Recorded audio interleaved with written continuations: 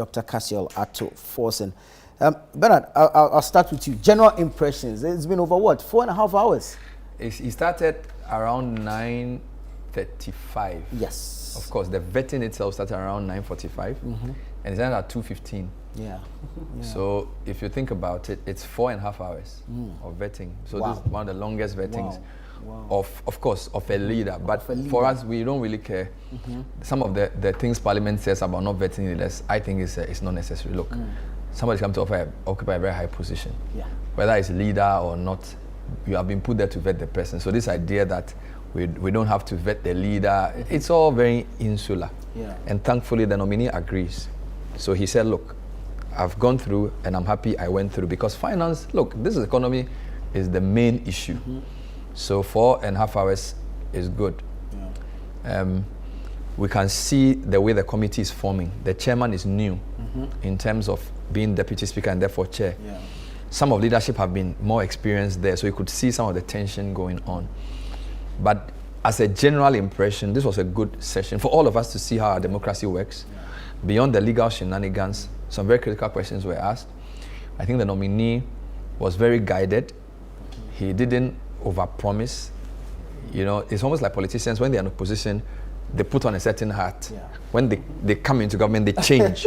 So you can tell he's been very glib, very guarded in his answers, which is important because he recognizes that you can say anything in opposition. But once you are a prospective minister of finance, everything you say, it can affect the market. Exactly. So I think generally it was a very good session, helpful. I'm sure we'll go into the details later, but I said generally watching it, it was very good to just see the whole process unfold.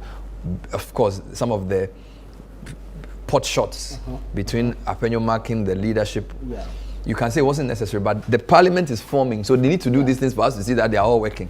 But all in all, it was a very informative session. So yes, that was it. Right, Sammy, let me come to you. General impressions. It was a good session, as Bernard said. It looks like Atto was well prepared for this encounter, because when you look at some of the responses he gave, it looks like, you know, he's done his homework well. At least he served in that ministry before, and a number of things that he raised when he was then minority leader were the same questions that were posed to him, and so he had answers for quite a number of them. And the ones that he did not have an answer to, he says that we should wait when he gets to the ministry, then he can find proper remedy or proper answers to them. So all in all, it was good. Giving opportunity for non-members to be a part and also ask a question was a plus, you know, to this whole appointment committee. Previous chair, Joseph Osewusu, did not allow, you know, friends of the committees will come, but then they will not be allowed to ask questions. But then again, I asked myself that if you allow them to ask just one question, they have follow-up questions. Why do you prevent them from asking a follow-up question if you allow them to ask a main question? But you know, the parliament, they say, has their own rules, masters of their own game. Yeah, I'm sure prior to the sitting, the agreements were made backdoor, and same would have been communicated to the friends of the committee that were allowed or were given access to be part of the thing. So probably he wanted to enforce that. Hence his posturing.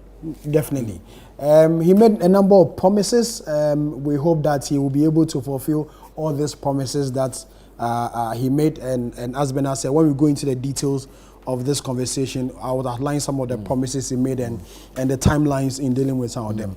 Generally, it was good, but then my personal observation, I feel the chairman of the committee is not allowing first-time MPs to have to have their way, more or less like have their way, you know, express themselves well. I feel he's bullying first-time MPs, and at a point he's even shouting on some of them, which I feel is not the best. You know, he has also been a first-timer before, so let's give first-timers opportunity to also express themselves, because this is their biggest shot, their first shot to prominence. You know, being a member of the appointment committee is big. It's a big deal. You know, so I feel the chairman should allow first-time MPs more room and more opportunity to operate, but guide them, but not to shut them down or, you know, shout on them one way or the other.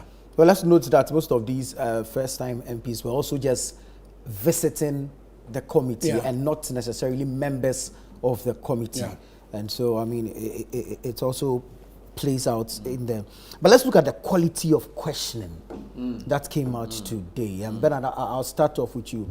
I feel the line of questioning top-notch, and then it touched on pertinent issues regarding the current state of the economy, and it also sought to bring out what remedies the minister designate had up his sleeve to help revive the economy. 100%. I think that the quality of the committee was good, because as Sami said, they allowed non-core committee members to join. I'm told the standing orders allows for this. So if you look at the appointments committee itself, some of the people who asked questions were not necessarily members, but I was quite impressed with some of the people who showed that they invited the finance committee, members of the finance committee also to join. Which is why, because for example, Koko Asante, MP for Etiwa West, Foko Cheneboa, MP for Manson Kwanta, Abna Osei-Asare, MP for Etiwa East, Adongo, MP for Bolga Central, and then a few others added a lot of context to the question. So for example, Koko Asante, first question, she's a first timer. And I thought the strategy of getting her to ask some questions around taxes was very good. Of course, I think these are people who understand finance. So she's a former DG, Deputy DG of SNIT. Okay. And she studied economics before she went into law. So you can, even the way she brings the question tells you this. Foko Cheneboa, former MD of NIB. MP. So you can tell the MPP deliberately brought people who understand before Gideon Wago and Co also came in. So, and Atu sort of, he anticipated some of these questions. So I think the quality of questions was great in terms of pertinent issues. Although I need to say, a lot of questions covered tax. Our team is putting together an analysis of the question areas. So I think when they are done, they'll share.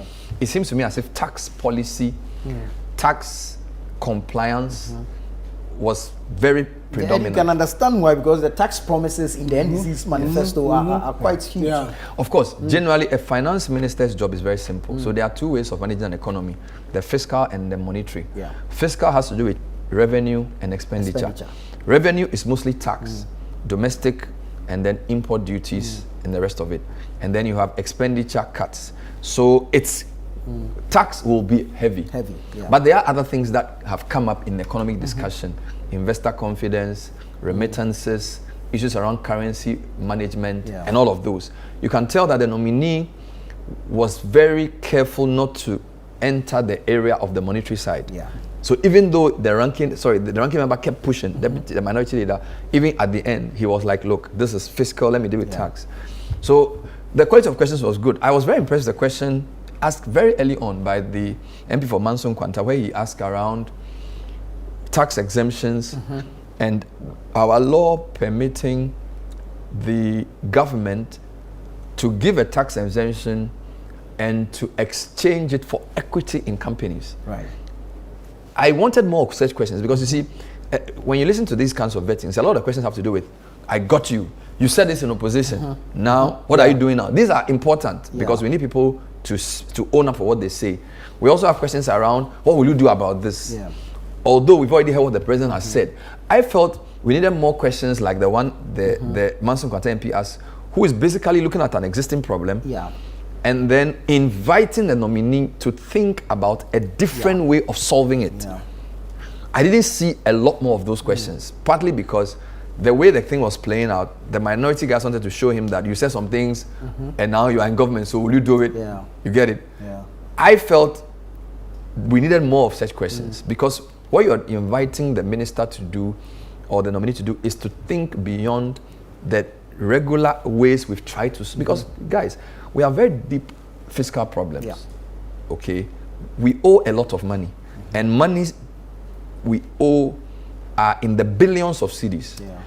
We are borrowing a lot of money from the short end of the market, treasury bills. That's not sustainable because when you keep going for treasury bills, you crowd out private sector. You are going to basically, you are just kicking the problem down the can. So it's important for him to have a new approach to tax policy and also tax implementation. All right. So I felt there could have been a bit more, but Charlie, there's a lot of politics going on, and the guy hasn't taken over office yet.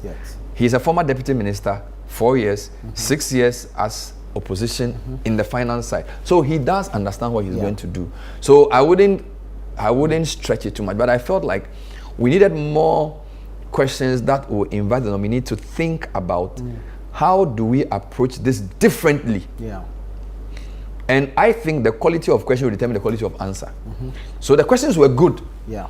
Second point, the range of questions were very heavy on debt exchange taxes. For example, one of the biggest issues we've had has been the financial sector cleanup. Yeah. Admittedly, it was in the first term of Akufo-Addo's government. But I feel like because of the way it's become such a big issue, there could have been a few more questions around that to just see his mind.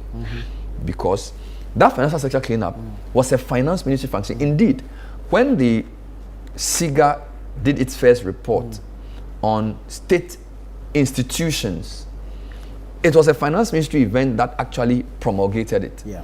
So I also expected a few more questions around loss-making state institutions and what he would do. Yes, there were questions on bank, on a few government institutions, but I didn't see a lot of that. I also didn't see a lot of questions on the energy sector. Yeah. All right. So the energy sector has become a finance issue. Indeed, in fact, the next nominee who's coming, he's going to answer a lot of questions which have to do with financing. As I'm talking to you, the president is meeting independent power producers to discuss payments and how to avert a crisis. So I also expected a few more questions around that. Yeah. Okay. I think the nominee himself, he was well prepared and he dealt with the questions very well. The committee was good, but this is their first vetting as well. So I'm sure, because what you want is range. Yeah. You don't want, so you want to balance depth with breadth. So they will go deep into tax. But the tax issues we all know. What you want to do is have him think outside the box. Because our finance minister must balance two things. He must be a good implementer of policy that exists, but he must also have vision for the way he wants to see the economy. It seems as if because of the IMF program, we are all very constricted to fiscal consolidation, cutting of expenditure, the same old, which I think has to be done, but other things also need to be added. Yeah. Sammy, let me come to you. I'll end where Bernard, I'll start where Bernard ended on the IMF issue. Before this vetting, there were media reports that he said that, he as minister will go back to the IMF for some or for more funding.